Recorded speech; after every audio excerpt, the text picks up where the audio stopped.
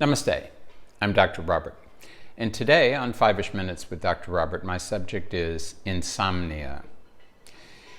Insomnia is a veritable epidemic, at least in the United States, where some estimates suggest that only 1 out of every 3 adults gets an adequate amount of sleep. An adequate amount of sleep for most people is at least 7 hours.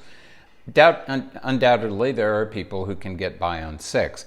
But once you get to 5 or less, after age 50, you run a 30% greater chance of getting diseases of the lungs and the kidneys and the heart and diabetes, all kinds of chronic diseases. After age 70, it goes up to 40%. In addition to this, insomnia is one of the important causes of depression and a thing that makes depression worse. It also disrupts the body clock, and it does all kinds of undesirable things. So it is very important to make sure that you get enough sleep.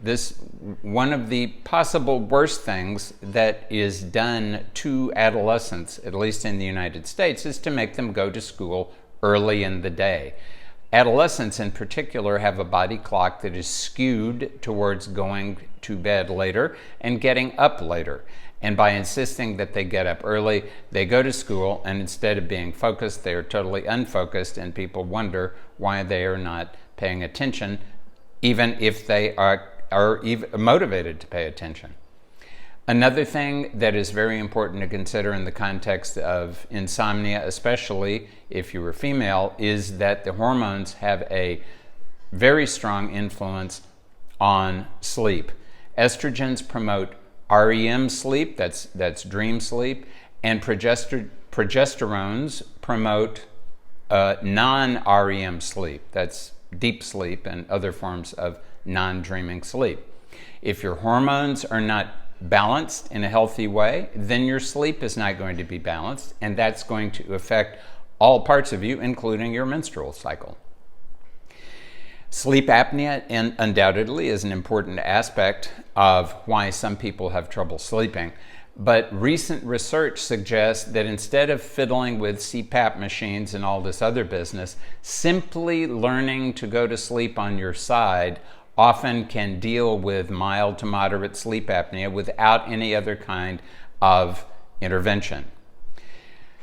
Please, everyone, consider getting into the routine of performing good sleep hygiene. This means making sure that you don't eat for at least 2 hours, 3 hours is better, before you try to go to sleep.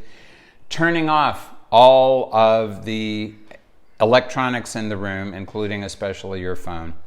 As far as possible, sleeping in a room that is as dark as possible.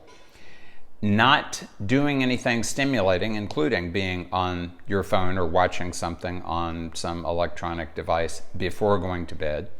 And taking a little bit of time before going to bed to review how your day went and to calm yourself, to employ mindfulness, attentive meditation to bring yourself into better alignment with what you're attempting to do. You may find it also useful to massage your feet, maybe even with a little bit of oil, and if you live in a cool enough location, you can apply oil and then put some socks on your feet so the oil does not get onto your sheets. Sometimes it can be useful to sip on something calming like passion flower for tea, for example, or to take some valerian or something like that. But do not get into the habit of employing pharmaceuticals to try to manage any kind of sleep problem that you have, because they are extremely habit forming. Acknowledge the importance of sleep. Do those things that are necessary to assist you to go to sleep, and you definitely will find your life improving as a result. This is Dr. Robert wishing everyone a happy and restful night's sleep.